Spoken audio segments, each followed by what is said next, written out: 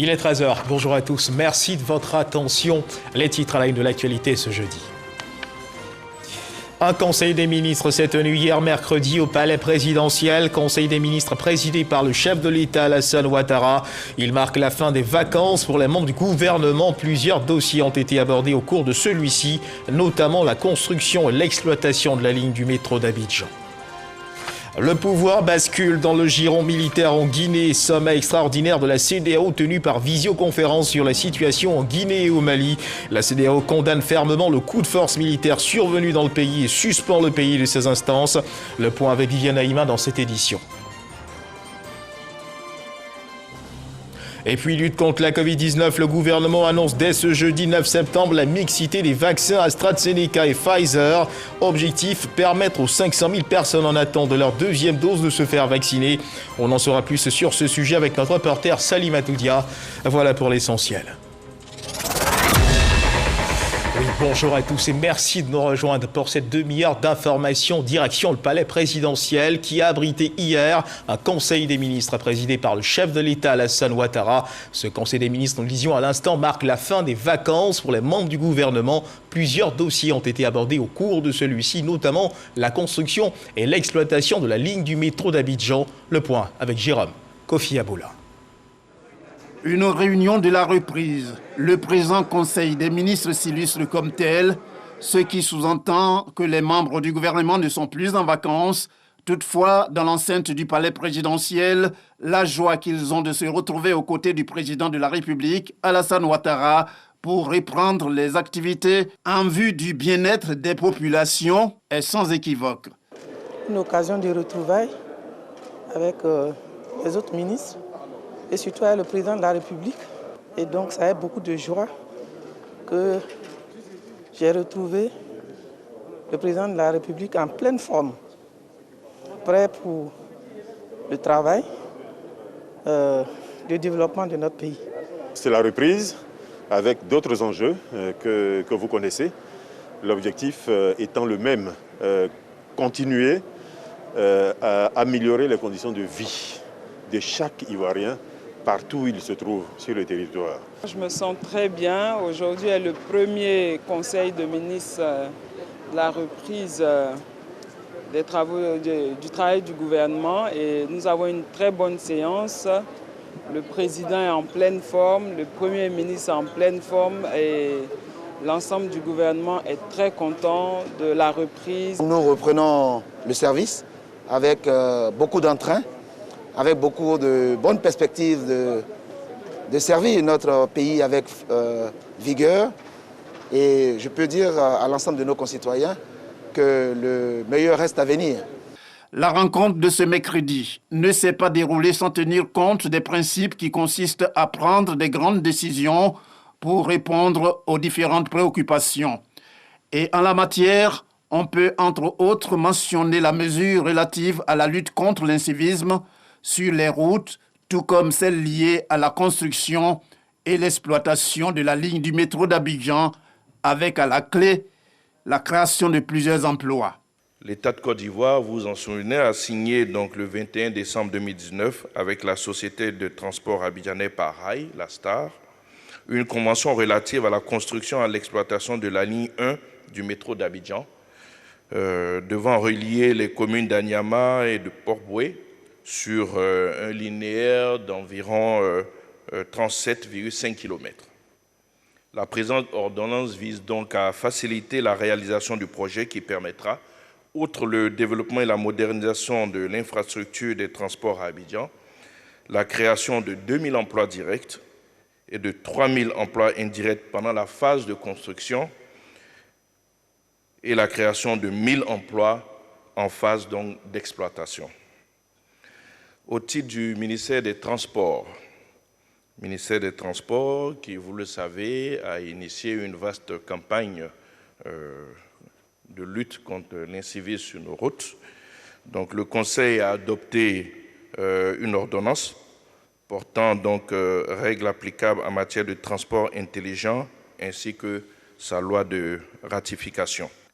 Le Conseil des ministres du 6 février 2019 a autorisé le déploiement sur l'ensemble du territoire national d'un système intelligent de gestion de la circulation routière dénommé Système de transport intelligent ou STI, qui est basé essentiellement sur l'application des technologies de l'information et de la communication au domaine du transport. Ce système vise à l'optimisation de l'utilisation des infrastructures de transport et l'amélioration de la mobilité, de la sécurité routière et de la sûreté. Cette ordonnance organise donc la mise en œuvre du système de transport intelligent et définit de façon plus précise les règles applicables à la gestion électronique des infractions et à la réglementation à travers la vidéo-verbalisation, à la gestion automatisée du trafic et à l'information en temps réel des usagers. Comme on s'y attendait, le Conseil des ministres en sa session du 8 septembre 2021 n'a pas dérogé à la règle en prenant congé. Conformément aux dispositions prises, le prochain rendez-vous aura lieu dans 2 semaines, c'est-à-dire le 22 septembre 2021, pour plus de précision. Et deuxième titre de l'actualité, coup de force en Guinée. Alpha Condé relevait de ses fonctions de chef de l'État par l'armée. C'était le 5 septembre dernier. La CEDEAO condamne fermement le coup de force militaire et suspend le pays de ses instances. Le chef d'État de la région a aussi évoqué la transition en cours au Mali après y avoir envoyé une mission. Voici ce que l'on peut retenir du sommet extraordinaire de l'institution ouest-africaine tenu hier via visioconférence. Le chef de l'État, Alassane Ouattara, a participé à cette réunion. Le point avec Viviane Haïma. La conférence des chefs d'État et de gouvernement de la CEDEAO a tenu ce mardi 8 septembre une session extraordinaire par visioconférence sur la situation de coup de force intervenue le dimanche 5 septembre dernier en Guinée, ainsi que sur la situation au Mali, tant est que ces 2 cas d'espèce constituent, de l'avis de la conférence des chefs d'État, de mauvais exemples pour la stabilité politique dans la sous-région ouest-africaine.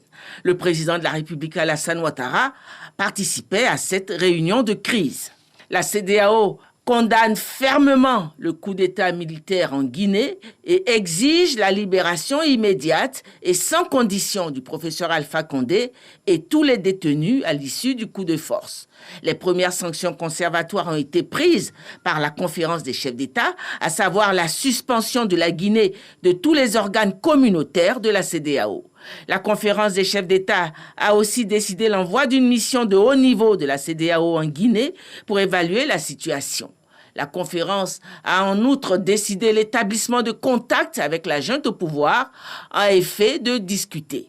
La conférence a par ailleurs examiné les sanctions additionnelles qui pourraient être appliquées à la Guinée. Et dans l'actualité également, ce sentiment de reconnaissance et de fierté exprimé par l'État de Côte d'Ivoire à ses éléphants basketteurs médaillés d'argent de l'Afrobasket 2021 tenu au Rwanda. Ils ont reçu hier, mercredi, à la primature, les félicitations du Premier ministre Patrick Achi au nom du chef de l'État Alassane Ouattara. Ils seront faits chevaliers dans l'ordre du mérite sportif. Le reportage est signé Kolo Koulibaly. Les éléphants basketteurs se sont inclinés de justesse d'un tir à 3 points face à la Tunisie et les privant d'un 3e titre continental. N'empêche, la Côte d'Ivoire salue le mérite de ce combat, soldé par une médaille d'argent. Conduite par le ministre des Sports Dan Opoulin, l'équipe et la Fédération ivoirienne de basketball ont été reçues par le Premier ministre Patrick Achi, qui avait à ses côtés le ministre du Tourisme, Siandou Fofana. Ils ont reçu les félicitations et la reconnaissance de la nation. Les joueurs et les dirigeants fédéraux ne sont pas insensibles à cette marque d'attention. On est vraiment fiers, heureux, satisfaits, honorés par cette réception de la nation pour les efforts qui ont été consentis par l'ensemble de la délégation.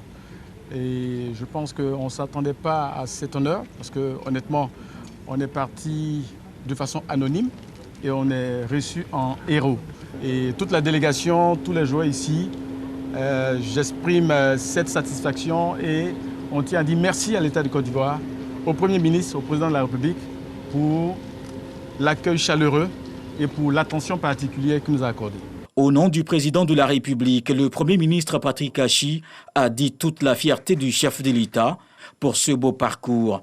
Le Président de la République offre au total 100 millions de francs CFA pour cette aventure honorable, dont 5 millions à chaque joueur de l'équipe, 5 autres aux encadreurs, 12 millions au staff technique et 10 à la fédération. Au départ, peu auraient donné cher de votre peau.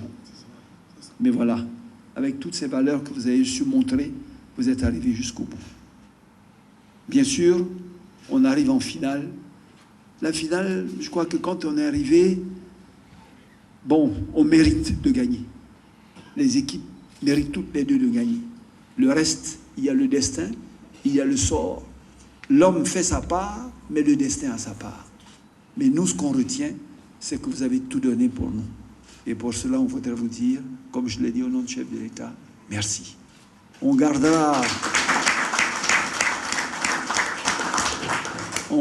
en tout cas du fond du cœur et des yeux ces images qu'on a vues, les craintes qu'on a eues, qu'on a partagées avec vous, l'espoir jusqu'à la dernière minute.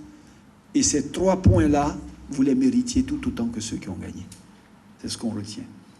Et nous souhaitions que vous ne gardiez pas de ce match un mauvais souvenir en disant « on n'a pas pu ramener la médaille d'or ». Pour nous, cette médaille-là, comme vous l'avez dit, c'est la médaille d'or. Les basketteurs ivoiriens sont arrivés deuxièmes de l'Afro-Basket, tenu du 24 août au 5 septembre à Kigali, au Rwanda. Ce jeudi, ils seront faits chevaliers dans l'ordre du mérite sportif. C'est sur ces bonnes nouvelles que le capitaine Stéphane Konaté et ses coéquipiers ont pris congé du Premier ministre, promettant de revenir plus conquérants, notamment à partir de novembre, avec les éliminatoires de la Coupe du monde de basket. Et encore bravo à nos pachydermes basketteurs. Lutte contre l'incivisme sur les routes ivoiriennes. Depuis l'entrée en vigueur de la phase répressive, eh bien, c'est la course à la conformité du côté des contrevenants aux différentes règles. Par exemple, ceux qui jusqu'ici circulaient sans plaque d'immatriculation, aujourd'hui font mains et pieds pour être en conformité avec la loi. On se bouscule pour avoir accès au site d'immatriculation parce qu'on n'a pas du tout envie de se faire réprimander, mieux verbalisé par les agents des forces de police et de gendarmerie qui ont investi les routes nationales. C'est ce que nous rapporte Lancini Bakayoko. Pas de quartier pour l'incivisme volant et les véhicules en défaut des documents exigés par le ministère des Transports. Le groupement de sécurité routière de la gendarmerie nationale sur le terrain pour réprimer les récalcitrants. Il s'agit pour nous, dans un premier temps, de contrôler d'abord l'état physique des véhicules. Parce qu'il y a des véhicules, lorsque vous les voyez, qui ont des roues lisses, qui ont des portières qui ne se ferment pas, qui n'ont pas de phare. Ces véhicules ne méritent pas de rouler, à plus forte raison de transporter des passagers sur le territoire de Côte d'Ivoire. Ce cas sans plaque d'immatriculation en partance pour Daoukro vient d'être immobilisé à quelques kilomètres d'Azaguié. Malgré les désagréments, les usagers du cas sont en phase avec cette campagne de répression. Si ça avait un problème comme ça, je ne prenais pas ce véhicule. C'est quand on nous a arrêtés que je me suis rendu compte que, effectivement, la déventure, il n'y a pas de plaque. C'est normal, hein, quand l'État prend une décision, il faut la respecter. La détermination du gouvernement via cette phase de répression par vidéoverbalisation porte déjà des fruits. Les sites d'enrôlement, comme ici à Abobo, sont pris d'assaut par les automobilistes. Nous sommes au centre d'enrôlement pour venir récupérer les tickets de nos plaques. Donc, on a problème aujourd'hui de stickers. Ils disent qu'il n'y a pas de stickers, mais ils ont imprimé dessus qu'on va récupérer les stickers plus tard. Mais notre souci, est-ce que la police va nous accepter de rouler avec ça? Des lourdeurs auxquelles font face les opérateurs en charge de la pose des plaques d'immatriculation qui se sont délocalisés à travers la ville d'Abidjan. Ça fait pratiquement 2 ans. 2 ans que je cours après. J'ai beaucoup de véhicules qui circulent comme ça. C'est la première qu'on veut me poser la plaque. Aujourd'hui, à le 8. Moi, je suis soulagé. Nous sommes conscients qu'il devait y avoir un goulot d'étranglement. Mais les dispositions sont prises pour que, petit à petit, on fluidifie le système et que tout le monde soit satisfait. Selon le ministère des Transports, près de 2/3 des véhicules en circulation sont dans l'illégalité.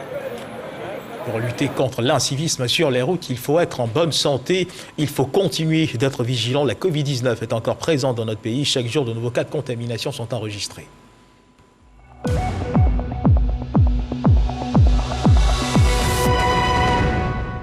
Le ministère de la Santé et de l'Hygiène publique de la couverture maladie universelle a enregistré hier, mercredi 8 septembre 2021, 134 nouveaux cas de Covid-19 sur 4 921 échantillons prélevés, soit 2,7% de cas positifs, 168 guéris et 5 décès. À la date du 8 septembre 2021, la Côte d'Ivoire compte donc 57 293 cas confirmés, dont 55 165 personnes guéries, 488 décès et 1640 cas actifs. Le nombre total d'échantillons est de 935 841. Le 7 septembre, 17 654 doses de vaccins ont été administrées, soit un total d'1 477 179 doses du 1er mars au 7 septembre. Le ministre de la Santé et de l'Hygiène publique de la couverture maladie universelle invite toutes les personnes âgées de plus de 18 ans à se faire vacciner. La vaccination contre la Covid-19, rappelons-le, qui est gratuite et volontaire. Et justement, parlons de vaccination. Le ministère de la Santé, de l'Hygiène publique et de la couverture maladie universelle annonce que dès ce jeudi 9 septembre, la mixité des vaccins AstraZeneca et Pfizer, il s'agit entre autres de permettre aux 500 000 personnes en attente de leur deuxième dose de se faire vacciner, ce qui est scientifiquement possible pour ces deux vaccins de même type. C'est ce que nous dit Salima Toudia. L'annonce a été faite ce mercredi par le comité de veille sanitaire. Dès ce jeudi 9 septembre, c'est la mixité des doses AstraZeneca et Pfizer. 500 000 personnes étaient en attente de leur deuxième dose. Comme vous le savez, nous sommes à tension de doses d'AstraZeneca sur le marché mondial et il a été acté par le ministère de la Santé et de l'Hygiène publique, par le gouvernement ivoirien, de la mixité des doses en fonction des données scientifiques que nous avons et de la conservation de l'efficacité lorsqu'on ferait deux doses avec des vaccins différents. Cette mixité de doses veut dire que pour les personnes qui ont reçu le vaccin AstraZeneca, elles pourront recevoir une dose de Pfizer. Et cette extension de dose entre 6 et 8 semaines permettrait d'atteindre un meilleur taux d'anticorps avant de faire la seconde dose pour une protection durable. De nouvelles stratégies ont été mises en place pour améliorer l'offre vaccinale, notamment l'allongement de la durée d'ouverture des sites de vaccination. Nous avons constaté qu'il y avait un retard à l'ouverture des sites et les sites de vaccination seront ouverts à 8 h et fermeront à 18 h. Il faut que toute personne qui désire se faire vacciner ait l'opportunité de se faire vacciner. Les sites de prise en charge dédiés aux cas positifs sont saturés avec un taux d'occupation des lits de 95%, voire 100% sur certains sites. Pour pallier cette situation, nous allons ouvrir le site d'Anyama, un site de 145 lits, et le ministère de la Santé et de l'Hygiène publique de la couverture maladie universelle va aussi étendre l'offre de prise en charge dans les structures périphériques, c'est-à-dire dans les hôpitaux généraux de Koumassi, Marcory, Port-Boué, Abobogar, Bingerville, Adjamé, en offrant 3 par hôpital en 2 et 3 lits d'isolement. On mettra les capacités d'oxygénation et de prise en charge. La priorité pour cette maladie, c'est l'oxygène. Les populations sont à nouveau invitées à respecter les mesures barrières. Et dans cet élan de lutte contre la Covid-19 marqué par la vaccination, les agents de l'ANAGED, l'Agence nationale de gestion des déchets, accompagnés de leurs familles, se sont fait vacciner contre la maladie. La directrice générale de l'agence était également présente à cette journée de vaccination, comme pour indiquer le chemin à suivre. Eugène Atoubé. Volontaires et convaincus de tout le bénéfice qu'ils tirent de l'acte auquel ils se soumettent, les agents de l'ANAGED reçoivent leur dose de vaccin contre la Covid-19. Près de 100 agents se sont mobilisés ainsi que des membres de leur famille à la demande de la directrice générale de l'ANAGED. Faire le vaccin, c'est vraiment une prévention que nous saluons. Donc nous remercions Madame le directeur général. On constate depuis quelques mois une résurgence des cas de Covid. Cette situation est très préoccupante. Il faut que chacun puisse prendre ses responsabilités pour se faire vacciner. L'Agence nationale de gestion des déchets s'inscrit dans la dynamique nationale de respect des mesures barrières contre la pandémie à coronavirus. Dans les locaux de la structure, le dispositif anti-Covid est visible et tous les agents s'y soumettent. La mobilisation générale pour cette séance de vaccination sur site marque la continuité dans l'action et répond à un objectif protéger ses collaborateurs et leur environnement immédiat contre cette maladie mortelle. On se rend compte que même les personnes vaccinées ne sont pas à l'abri, n'est-ce pas? A fortiori, celles qui ne le sont pas. Donc, le message est vraiment très clair. Il faut absolument se faire vacciner. Depuis la survenue de la pandémie à coronavirus, le service médical de l'ANAGED organise avec l'ensemble du personnel des séances de sensibilisation périodiques contre la COVID-19. Objectif affiché, 0 cas, un défi que tous les agents sont invités à relever. On change de registre. La Côte d'Ivoire consolide ses offres à travers les secteurs prioritaires dans le commerce, des services, dans le cadre de la zone de libre-échange continentale africaine, la ZLECAf. C'était au cours d'un atelier initié par le Comité national de la zone de libre-échange continentale africaine en collaboration avec la GIZ, la coopération allemande. Dingui. Transport, communication, tourisme, finance, les spécificités du commerce et des services exigent l'élaboration d'un protocole avant leur ouverture à la zone de libre-échange continentale africaine, ZLECAf. Le commerce des services, lui, au contraire, il relève un peu du domaine de l'abstrait, pour lequel nous avons besoin effectivement de formation. C'est en cela que la Côte d'Ivoire, pour préparer sa liste d'engagement spécifique, a décidé de faire appel à un consultant pour l'accompagner dans la préparation de cette liste-là. Il faut instaurer la réciprocité en tenant compte des engagements pris par l'État de Côte d'Ivoire auprès de l'OMC, l'Organisation mondiale du tourisme. Cet atelier vise à consolider les offres de la Côte d'Ivoire dans les 5 secteurs prioritaires dans le commerce et des services en vue de tirer le maximum de profit du futur marché unique libéralisé pour le commerce et des services. La Côte d'Ivoire, elle s'apprête, elle a un positionnement de leadership dans la mise en œuvre de la ZLECAf parce qu'elle a son comité national qui existe, qui est pleinement opérationnel. Nous sommes en train de vraiment mettre tout ce qu'il faut, nous sommes en train de prendre toutes les dispositions pour permettre au secteur privé de tirer pleinement parti de cet accord de la zone de libre-échange continentale africaine. Selon les experts, la Côte d'Ivoire est un bon exemple dans la mise en œuvre de la ZLECAf. Reste que l'initiative soulève encore des inquiétudes chez de nombreux opérateurs économiques ivoiriens. Des commerçants sensibilisés sur les produits de contrefaçon qui circulent sur les marchés. L'action de sensibilisation se déroule à San Pedro. Elle est initiée par le Comité national de lutte contre la contrefaçon. Une action terrain initiée par ce comité afin de permettre de renseigner sur l'ampleur du phénomène qu'est la contrefaçon. Dingui. Après les districts d'Abidjan et de Yamoussoukro, la tournée Stop Contrefaçon marque une escale dans le Bas-Sassandra. Le Comité national de lutte contre la contrefaçon est en mission de sensibilisation pour attirer l'attention des populations sur une pratique aux conséquences néfastes sur l'économie et sur la santé.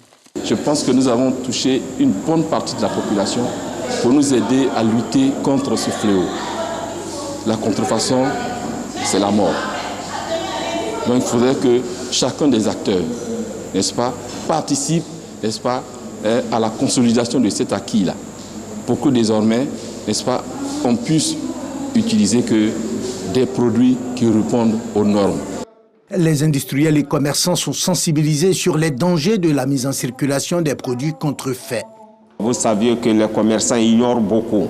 En ce qui concerne la contrefaçon, nous n'arrivons pas à identifier entre le vrai et le faux. Donc ces genres de séances de sensibilisation doivent être répétées à plusieurs moments afin que les commerçants de Côte d'Ivoire puissent en tout cas connaître entre ce qui est bon et ce qui n'est pas bon. Les acteurs réunis s'engagent à jouer leur partition dans cette vaste campagne initiée par le Comité national de lutte contre la contrefaçon. À partir de l'étape de San Pedro, le Comité de lutte contre la contrefaçon, dans cette démarche de proximité, souhaite que la population prenne toute sa place dans ce combat.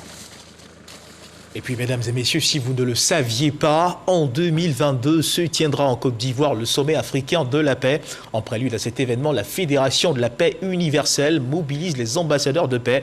Après la région du Hambol, le cap a été mis sur celle du Nzi pour une sensibilisation portant sur la paix, l'interdépendance et le développement local. Des personnalités ont été élevées au rang d'ambassadeurs de paix par la section ivoirienne de la FPU, présidée par le PCA de la RTI, Akasaye Lazare. En ligne de mire, le succès de cette rencontre internationale de haut niveau. Léon Brou. Et un opérateur économique, soit deux personnalités du Nzi, fait ambassadeur de paix. La Fédération pour la paix universelle trouve que la vie de ses récipiendaires conjugue les 5 principes fondamentaux de paix, à savoir entre autres que ces personnalités s'illustrent bien au quotidien dans le règlement ou la prévention des conflits. Quand nous embauchons les gens, quand nous prenons des gens dans nos activités, quand nous prenons des gens pour aller travailler, c'est une manière aussi pour nous de pouvoir participer à la paix. Parce que c'est le chômage qui amène les gens à pouvoir recruter les gens pour venir faire la guerre. Je ne pensais pas recevoir une telle distinction, d'où véritablement ma grande joie. Ça nous donne encore beaucoup plus de tonus pour faire ce que nous avons déjà l'habitude de faire, de le faire encore avec beaucoup plus d'engagement. Cette distinction, comme le montre cette signature de la Charte de la paix par les participants au terme du sommet du Nzi. Les travaux révèlent d'importants atouts humains, socioculturels et économiques qui, mis en valeur, favorisent le développement de la région et l'épanouissement des populations, mais à la condition d'une paix durable, indiquent unanimement acteurs de médiation, chefs coutumiers, jeunes et femmes, à la barre pour partager leurs attentes, expériences et contributions sur le thème de la paix, l'interdépendance et le développement local. La paix, c'est un préalable à tout. C'est dans le comportement des gens. Et la paix est le socle de la cohésion sociale. Nous sommes appelant donc les élus, les responsables politiques, la jeunesse, les femmes, la chefferie traditionnelle et tous ceux qui sont les acteurs prépondérants de ces régions à coaliser autour de la paix pour que la Côte d'Ivoire ait la chance d'abriter l'année prochaine son premier sommet africain sur la paix qui va avoir la participation de toutes les sommités mondiales de la paix. Les retombées seront vraiment, formidables pour la Côte d'Ivoire en termes de réconciliation, en termes de cohésion nationale et sociale et surtout en termes de paix dans notre pays. Tous ont représenté le ministre Paulin-Claude Danho et le secrétaire d'État Lataï Nguessan Kofi, ainsi que la ministre gouverneur du district autonome des Lacs, Raymond Ogoudou Kofi, respectivement coparrain et patron du sommet régional du Nzi sur la paix.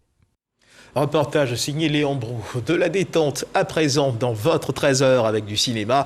La 21e édition du festival Clap Ivoire International se tient en ce moment au Palais de la Culture d'Abidjan. 16 jeunes réalisateurs issus de 8 pays de l'espace UEMOA sont en compétition. Les lauréats de cette édition seront connus ce jeudi 9 septembre 2021. Yannick Effoumi, Issa Chonoye. Top départ de la 21e édition des Clap Ivoire International, concours de court-métrage destiné aux jeunes réalisateurs issus des 8 pays de l'espace UEMOA. Vous êtes venus de tous les pays attendus. Et sans préjuger de la décision du jury, je reste convaincu que vous avez puisé au fond de vous-même pour nous sortir des films qui seront dignes des attentes que tous ici placent en vous. Vous êtes de ce fait, et d'office, tous des vainqueurs. 16 candidats sont en compétition au Palais de la Culture de Trashville. Je crois en leurs compétences, donc j'espère que les talents plus la technique mélangée devraient nous faire rêver. Donc j'attends beaucoup de ces jeunes.